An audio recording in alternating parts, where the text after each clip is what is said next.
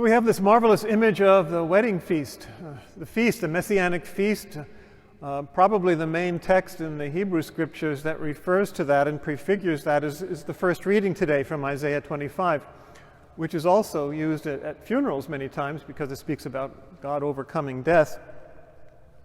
But it's a feast that the Lord spreads for us, and there's just an abundance of it. It's a very good translation which we have here. I like it. Juicy, rich foods and pure, choice wines. Not just some, knockoff. It's really great stuff. And I love I like to quote the musicality of the Hebrew for those phrases. You have shemanim mimuchayim, shemarim mimukachim. So that's kind of flow to it, like the wine from the bottle. And and in many places of the scriptures you have these very juicy descriptions of the food. How you have bread and wine, of course, just like the Eucharist, obviously, which is the wedding feast for the king. You have milk and honey in the promised land. You have rich oil, olive oil, etc. You have marrow and fat and these wonderfully juicy, precisely, presentations. So there's a sense of a great abundance there that is offered to us. And another expression of that abundance, and it is, after all, a wedding feast. Jesus, the Lord, the King's Son, is wed to humanity, wed to creation. It's a great feast. And another expression of that is how indiscriminate the invitation is. Go out into the highways and byways and invite everybody, whomever you find. That's the divine way. I mean, who's excluded? God is wed to his whole creation, so the whole creation is invited. Obviously, and that's expressed in that going out into the highways and byways. This part about burning their city and destroying the murderers, that many scholars think that was an addition by the evangelist, not part of the original parable by Jesus before the destruction of Jerusalem. And even the second part, and we actually have the choice in the readings today officially to leave out that last part of the parable where the king comes in and finds, well, why would somebody have a wedding garment if they just came off the streets? Well, that's not the point. There is an important lesson here, though. We're all invited, but we're expected to respond and to show that, we know what the banquet's about. St. Augustine, has a long homily where he asks, what is this wedding garment? And he goes through a list of things that it's not, including baptism. It's not enough to be baptized. You've got to answer the call and live the life. So he finally winds up saying, it's love. Love is the wedding garment.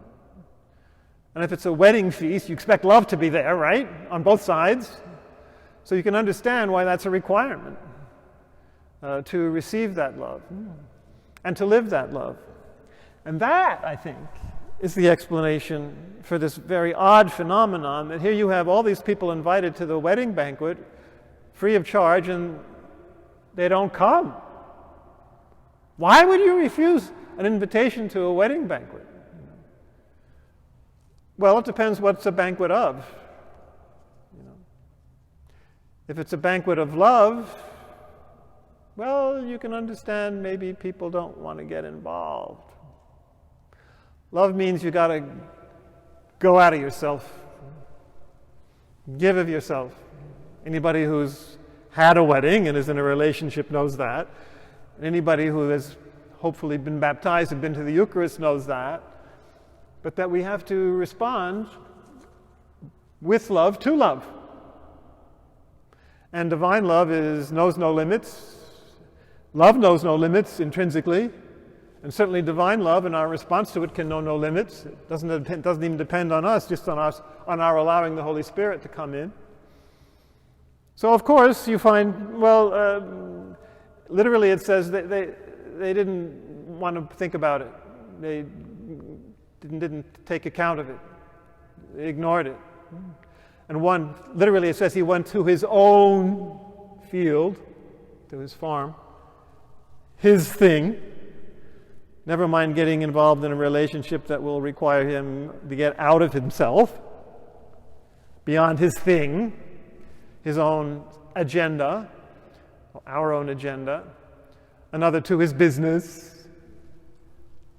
How many people substitute their business for a life, a human life of love, whatever form that might take?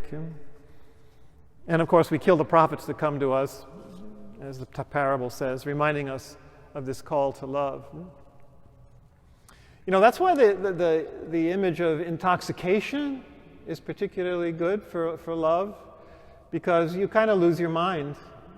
You go out of yourself. I'm not saying it in a healthy way often, but I often quote the beautiful line from the famous hymn by St. Ambrose in the 4th century, who baptized St. Augustine and who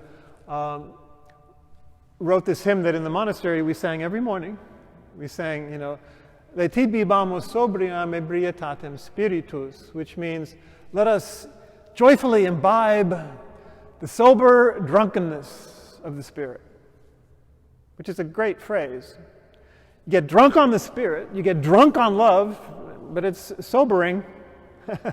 You're fully aware, more aware than you've ever been, actually, of reality, but you're drunk in the sense that you've gone out of yourself and your own concerns and your own business and your own farm and all of that other stuff, your own agenda. There's a phrase in the Song of Songs, the beginning of chapter 5 as well, which says, "Feast, friends, and get drunk."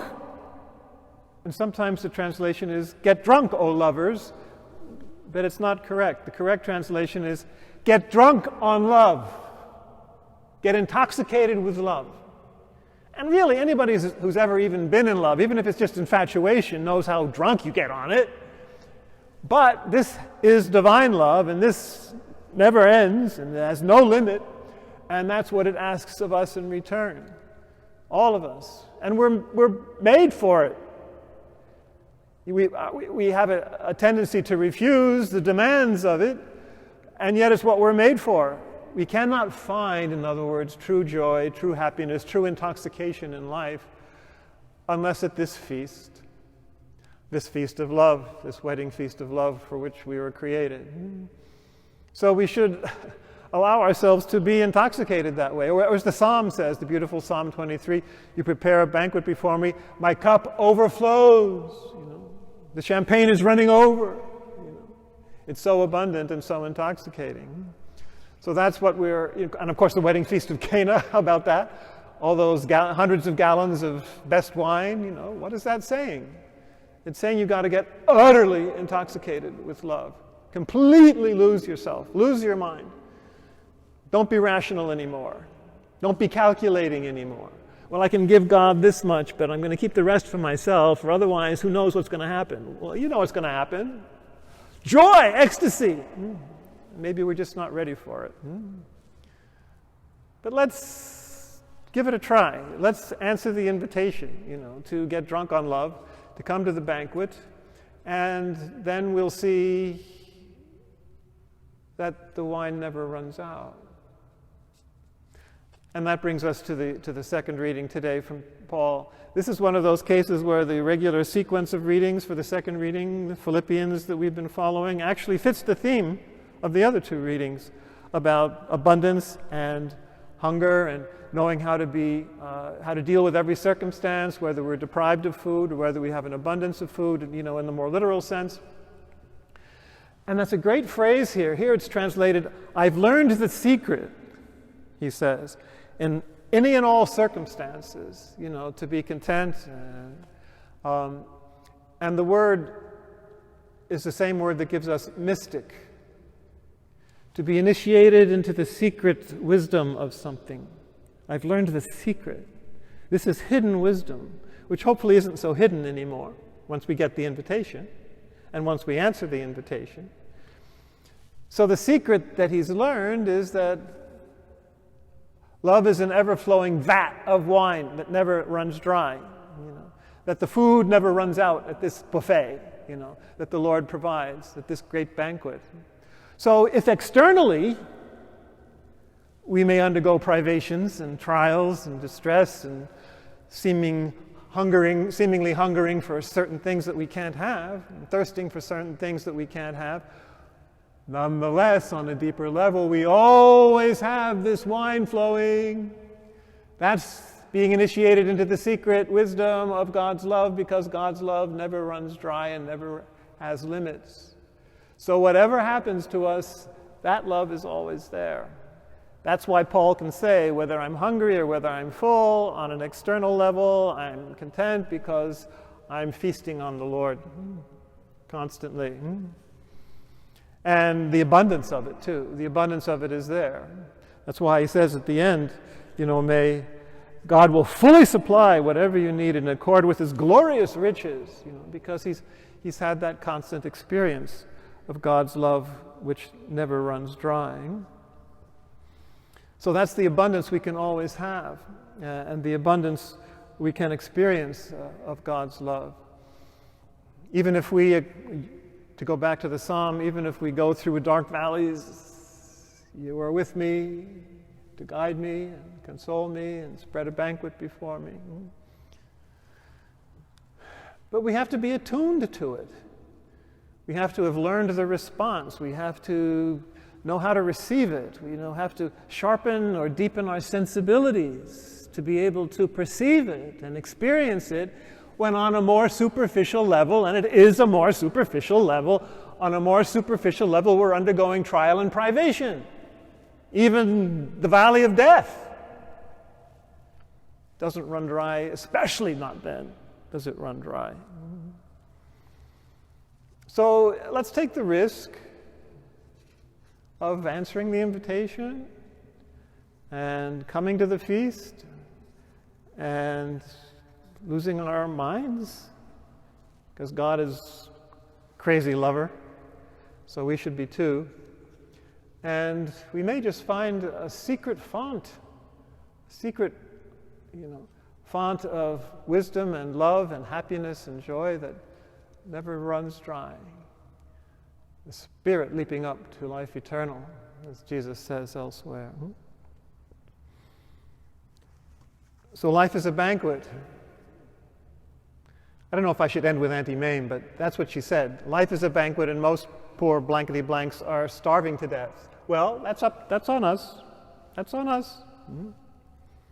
Let's open ourselves up to the divine love, which is the real banquet for which we're made, and we'll never, ever be disappointed. We'll have learned the secret to be content in every circumstance.